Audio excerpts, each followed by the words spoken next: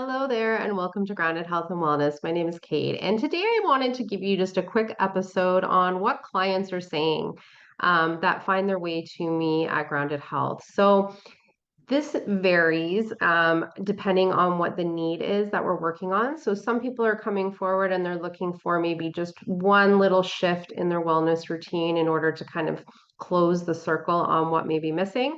And then I'm working with other individuals who really have no experience with yoga, Ayurveda, or don't even know what circadian biology is, and we're starting kind of from bare bones from there.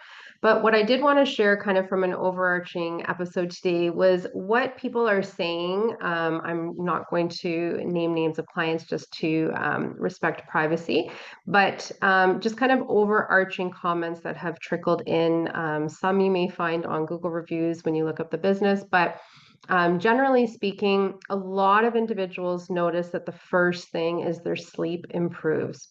And why this is so important, I say to my kids all the time because, everything is about the tech. And if your cell phone isn't charged, it just doesn't function properly. And the easiest way to think about your health is if we are not rested and we have not recharged our battery properly, then nothing works. So hormones derail, our stress response goes up. I mean, truthfully, metabolism goes down. Anything you can think of in relation to physical, mental health is affected if our sleep is not ideal. So when people find their way to me, sometimes we're fixing that through shifting their circadian rhythm. I will say for the most part, every single individual that I have worked with has had circadian dysregulation, and it's no fault of their own. I was in the exact same position before I was introduced to all these concepts because the way we live our modern life does not support these practices. We are, living indoors under artificial light, in front of screens, blasting all of this very bright, intense blue light constantly, which is confusing to our bodily systems.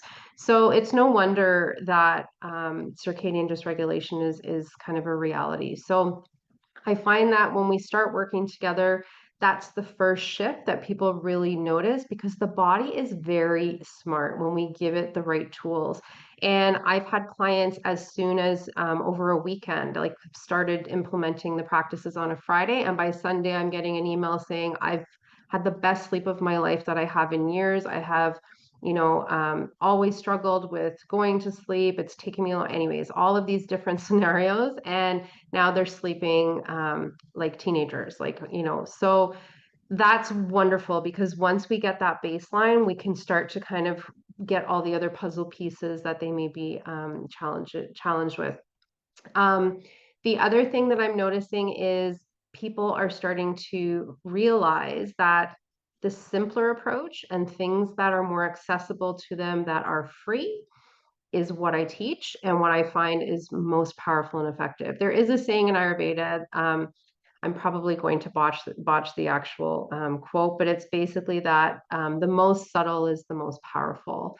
And this is what I found with my own health. This is what my clients are finding. This kind of less is more approach, again, against this westernized idea that we have to push and kind of no pain, no gain. That is completely the opposite approach that we take when we're working together here at Grounded Health and Wellness. It's really about softening the edges as far as how we come into wellness because our bodies are quite sensitive creatures. We are built for resiliency, but when we are working with things that are out of balance, the more subtle approach is usually the most effective. And a lot of that is free. It is not expensive protocols, supplements, lab testing, all of these things. Yes, those are important and there's a time and a place for that. But the approach that we're taking is realigning our bodies and our nervous system with nature. And it's free, it's outside. There's just correct ways in how you kind of incorporate it into your everyday, where you start to notice those shifts and where the body starts to drop into a more natural pattern versus the dysregulation over the years. So that's another big takeaway that I get from a lot of my clients. Another thing that's kind of an interesting one, and I I struggle to talk about this topic a lot because it can be controversial, but weight. So when the body comes back into balance, weight just disappears. There is um, the body, you have to understand, is so wise. And if it's holding on to extra weight, it's because it's either trying to keep you safe from something. It could also be trauma, unresolved trauma that you're working with. It could be the fact that maybe you've yo-yo dieted your whole life and the body isn't trusting. Is Kate going to give us food today, or is she going to limit how many calories we're having? So we better hold on to excess, body mass. All these types of things. The body has learned over the years with the signaling that you have given it, basically, whether or not it's in homeostasis, which means like balance, or if we're edging towards one way or the other.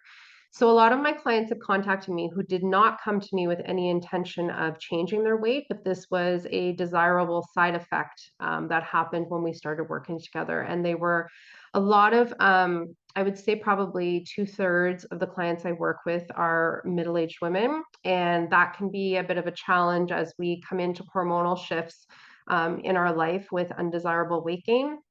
And so many of them are coming to me afterwards and saying, I can't believe this. I haven't really shifted anything as far as, volume of calories or the types of foods that I'm eating. I've just corrected, sleep and stress and that sort of thing. And this excess weight that they've been concerned about has just kind of fallen off. So that's a win for people where that matters. And I find that that seems to be popular when people are looking to the wellness world. That can often be a concern that is, kind of more common. Another thing that I will mention is people are noticing how accessible the practices of yoga and Ayurveda are. So I think that there is a big misperception out in the world that yoga, you have to be flexible, bendy, able to touch your toes, all of these things. That is not the yoga that I am teaching from this perspective. So yoga is accessible to everybody, whether you are 9 years old or 98 years old. If it's taught correctly and keeping the body safe as we age as well, you should not be subjected to injury or pushing the body past something that it is able to do. And I'll tell you right now, if you are being taught by a yoga instructor that is selling that to you, please run the opposite direction because yoga is meant to bring us back home to ourselves, as my teacher would say, and not create this paradigm which is inaccessible and kind of egocentric. Like, okay, I have to be able to balance on one foot because that means I've mastered the pose. That is not the point of what we're trying to establish here. Each movement with intention and linking it to breath, and building this resiliency in the body, building different neural pathways in the brain when we move the body in particular ways and hold particular postures. This is the take home message of why we are investing time in this practice. One of the reasons. The other thing is many people are not familiar with what Ayurveda is. And I will just say here for sake of this video, it's the most ancient healing system, came from India. It's often akin to like the sister science of yoga, but it really focuses in on the use of following the seasons, using nature to support our bodies in balance, eating seasonally and locally, utilizing beautiful herbs and oils to support our bodies inside and out, a real conscious awareness of where we are at the stage of life we're at, different times of the day, all of those things. So it really is common sense, to be honest with you. When I was studying Ayurveda, I remember saying to my husband over and over after I would finish a chapter, this just makes so much sense. Like, it's common sense. I don't understand why people, aren't aware of these practices, because it really feels like it's, this going back to basics. So once you're able to get that foundation and you understand it, it just becomes a way of life. It doesn't become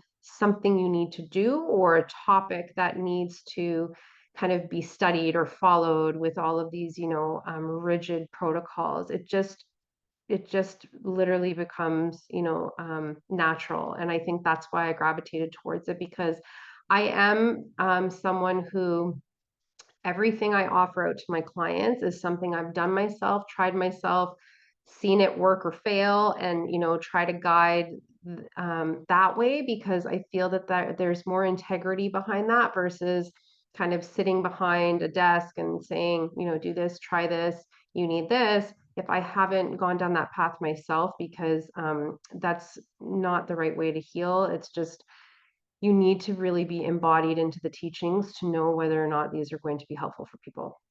So I think I'm going to stop it there, because I kind of feel like it is an awkward place to self promote.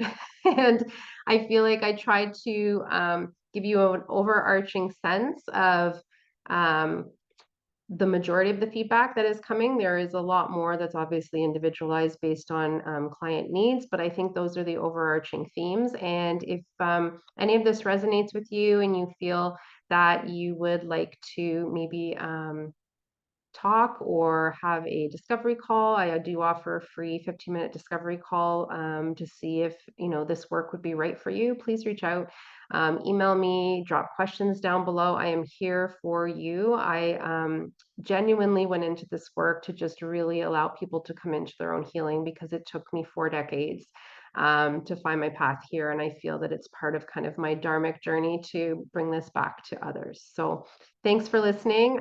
Be sure to subscribe and like at the end of the video so this can reach more people that maybe need to hear it. And I'll look forward to talking to you next time. Bye for now.